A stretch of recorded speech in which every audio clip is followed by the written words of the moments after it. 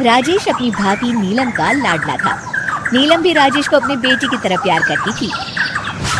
राजेश, लखनऊ वाले मामा जी ने तुम्हारे लिए एक बहुत अच्छा रिश्ता बताया है।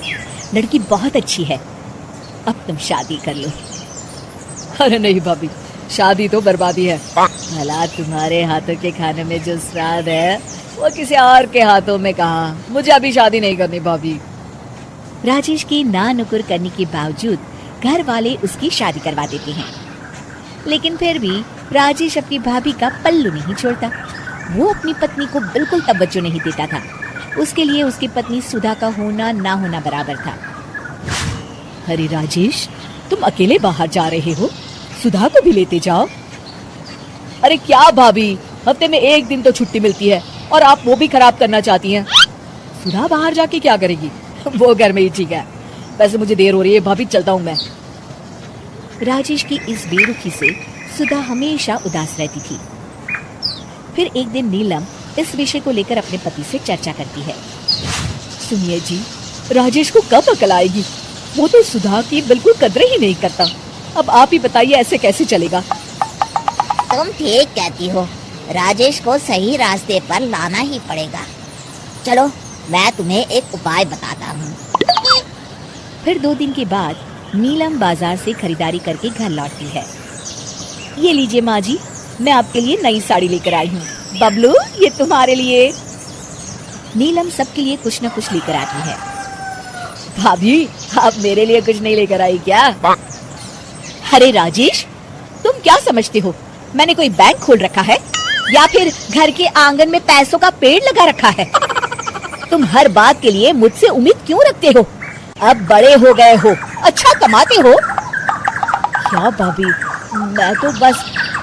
अरे बस भी करो, तुम्हारी ये बच्चे जैसी ना समझ बातें सुनने के लिए मेरे पास बिल्कुल वक्त नहीं है।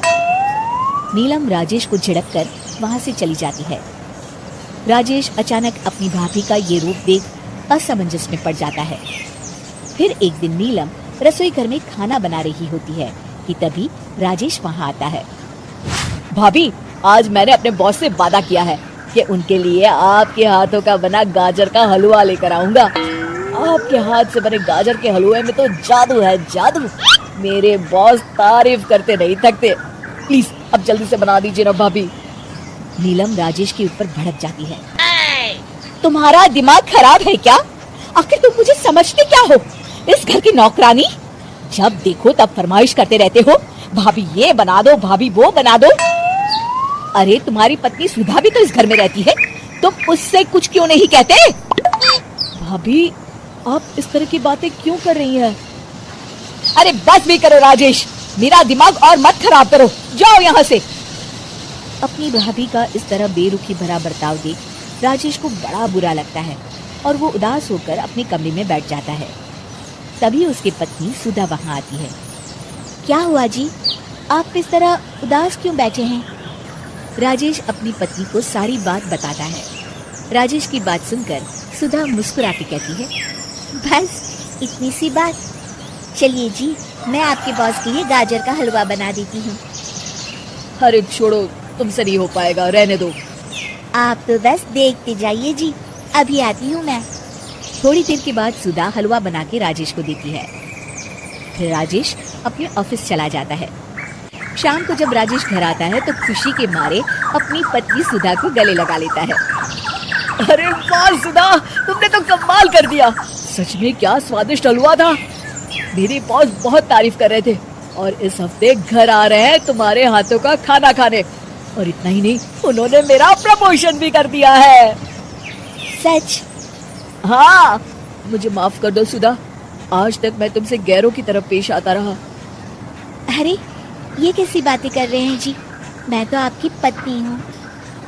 धीरे धीरे राजेश अपनी पत्नी के साथ पूरी तरह घुल मिल जाता है और अपना ज्यादातर समय सुधा के साथ बिताने लगता है और उसकी हर छोटी मोटी जरूरतों का ख्याल भी रखता है। ये देख राजेश के भैया और भाभी बहुत खुश होते हैं। फिर एक दिन राजेश और सुधा बाहर से घूम कर आते हैं। राजेश, सुधा के प्रति तुम अपनी जिम्मेदारी समझो, इसीलिए मैंने तुम्हारे साथ ऐसा बर्ताव किया था। अगर तुम्हें मेरी किसी बात का बुरा लगा हो तो मुझे माफ कर देना। अरे अरे भाभी, ये क्या कह रही हैं? मैं जानता हूँ आप तो मेरे लिए हमेशा अच्छा ही सोचोगी। आखिर आप वर्ल्ड की बेस्ट भाभी जो है। इसे कहते हैं अंत भला तो सब भला।